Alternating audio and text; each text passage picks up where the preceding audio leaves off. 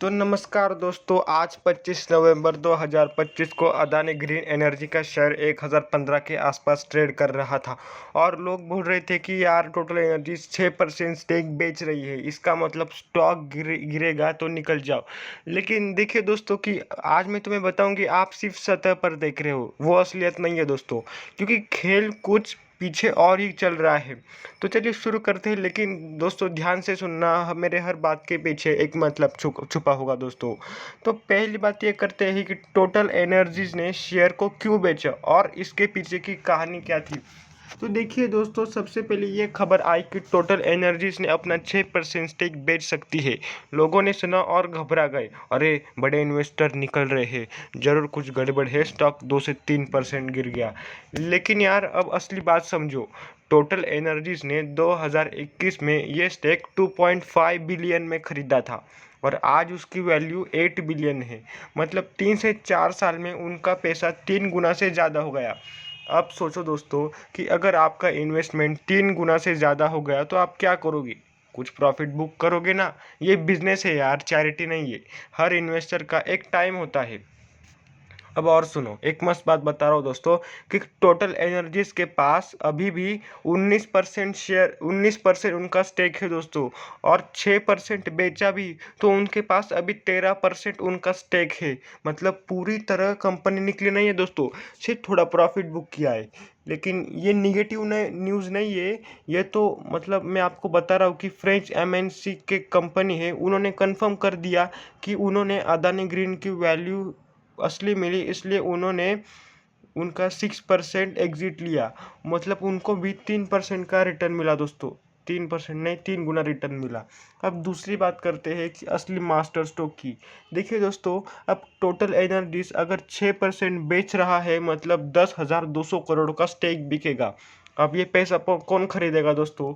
तो ये बड़े बड़े इंस्टीट्यूशनल इन्वेस्टर्स खरीदेंगे, foreign funds, domestic funds, insurance companies, pension funds, जिनके पास लॉन्ग टर्म विजन होगा दोस्तों।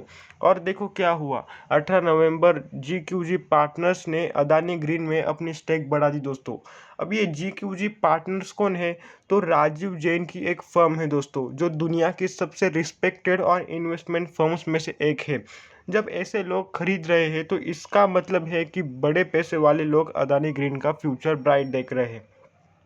तो एक तरफ टोटल एनर्जीज प्रॉफिट बुक कर रहा है, जो कि नॉर्मल है, और दूसरी तरफ ये जी पार्टनर्स जैसे बड़े प्लेयर्स खरीद रहे हैं।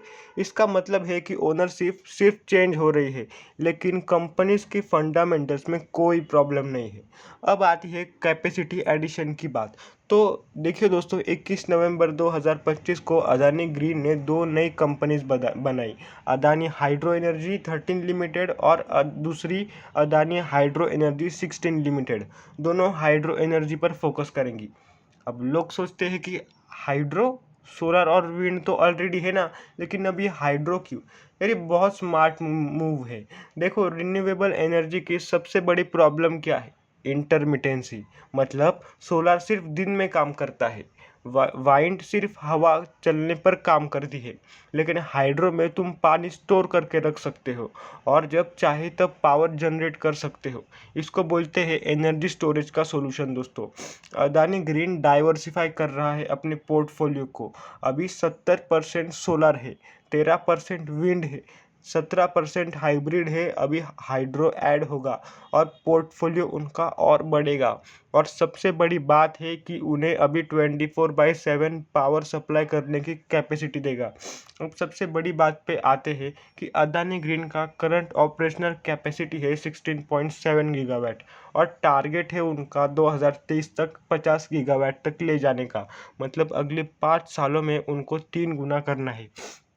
अब देखिए दोस्तों, ये ये जो पावर प्लांट है, ये खावड़ा गुजरात में बन रहा है। दुनिया की वहाँ सबसे बड़ी रिन्यूएबल एनर्जी पार्क बनने जा रही है दोस्तों। जी हाँ, आपने सही सुना, 30 गीगावाट कैपेसिटी सिर्फ एक लोकेशन पर। अब ज़रा सोचो दोस्तों कि इकोनॉमिक्स सब जगह सब कुछ एक ही होगा तो फिर क्या होगा? तो ट्रांसमिशन कॉस्ट उनको कम लगेगी, मेंटेनेंस आसान होगा, लैंड एक्विजिशन की प्रॉब्लम नहीं होगी और ऑपरेशन स्केल आसान होंगी। इससे कॉस्ट पर यूनिट उनकी कम हो जाएगी और कंपटीशन को फ़ायदा मिलेगा। ऐसे और वीडियोज़ के लिए हमें सब्सक्राइब करें। धन्यवाद।